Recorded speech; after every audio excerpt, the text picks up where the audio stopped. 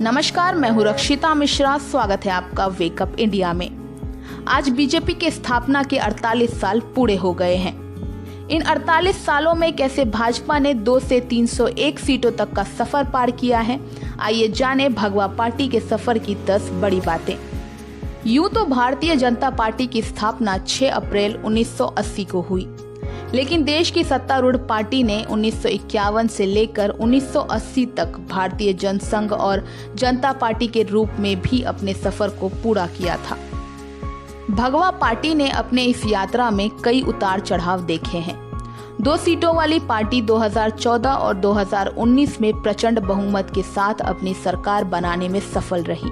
इसके अलावा कांग्रेस मुक्त भारत का नारा देते हुए कई राज्यों में भी सरकार बनाने में सफल रही। नरेंद्र मोदी के नेतृत्व से पहले भाजपा अटल बिहारी वाजपेयी के नेतृत्व में केंद्र में सरकार बनाने में सफल रही थी।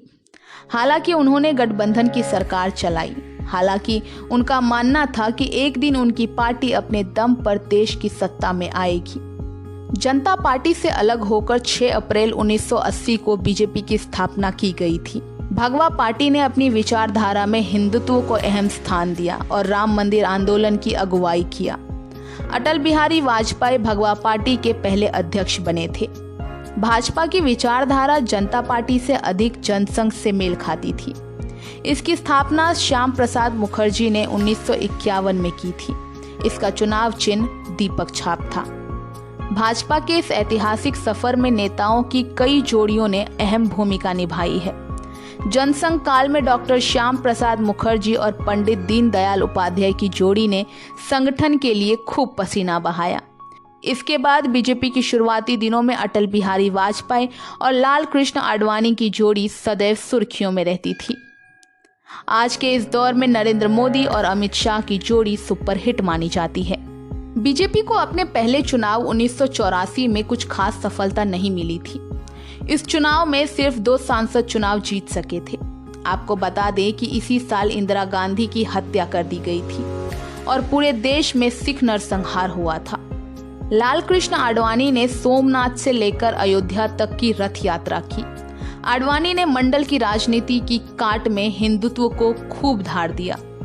इस यात्रा से बीजेपी की छवि हिंदुत्व वाली बन गई। पार्टी भी लगातार डंके की चोट पर इसका दावा करती रही। बीजेपी लगातार अपने घोषणा पत्र में राम मंदिर निर्माण का संकल्प लेती थी। आडवाणी की रथ यात्रा का लाभ बीजेपी को मिला। 1979 के लोकसभा चुनाव में भगवा पार्टी 2 से 79 सीटों तक पहुंचने में सफल रही। देश में लाल कृष्ण आडवाणी के नेतृत्व में राम मंदिर आंदोलन तेज हो चुका था। 6 दिसंबर 1992 अयोध्या में बाबरी मस्जिद ढांचा गिरा दिया गया, जहां आज सुप्रीम कोर्ट के आदेश पर राम मंदिर का निर्माण हो रहा है। हालांकि बीजेपी को इस घटना का खामियाजा भी भुगतना पड़ा। बीजेपी की 3 राज्यों की सरकार को बर्खास्त कर दिया गया था। 1996 में लोकसभा चुनाव में बीजेपी सबसे बड़ी पार्टी बनी। अटल बिहारी वाजपेयी के नेतृत्व में केंद्र में सरकार तो बनी, लेकिन सिर्फ 13 दिनों में गिर भी गई। 1998 में बीजेपी ने फिर सरकार बनाया, जो कि सिर्फ 13 महीने तक चली। 1999 और 2004 तक बीजेपी पहली बार 20 दलों से अधिक के साथ राष्ट्रीय जनतांत्रिक गठबंधन बनाकर सरकार बनाने में सफल रही। 2004 और 2009 में लोकसभा चुनाव में बीजेपी को हार का सामना करना पड़ा। इन दोनों ही चुनाव में लाल कृष्ण आडवाणी पीएम कैंडिडेट बनाए गए, लेकिन भगवा पार्टी को सफलता नहीं मिली थी। 2014 में नरेंद्र मोदी को बीजेपी की तरफ से प्रधानमंत्री पद का उम्मीदवार बनाया गया। यहां से बीजेपी की एक नए युग की शुरुआत होती है। भाजपा पहली बार केंद्र में पूर्ण बहुमत की सरकार बनाने में सफल होती है। यह सिलसिला 2019 में फिर चला। दोनों ही दफा नरेंद्र मोदी प्रधानमंत्री बने। तो ये थी भगवा पार्टी के 48 सालों का सफर। आशा करते हैं कि आपको वीडियो पसंद आई हो। अगर वीडियो पसंद आई हो तो वीडियो को लाइक कीजिए और अपने दोस्तों और परिवारों के साथ शेयर कीजिए। और देश और दुनिया की जरूरी खबरों के लिए वेकअप इंडिया को सब्सक्राइब कीजिए और बेल आइकन को दबाइए। वीडियो देखने के लिए शुक्रिया। जल्द मिलते हैं नए खबर के साथ।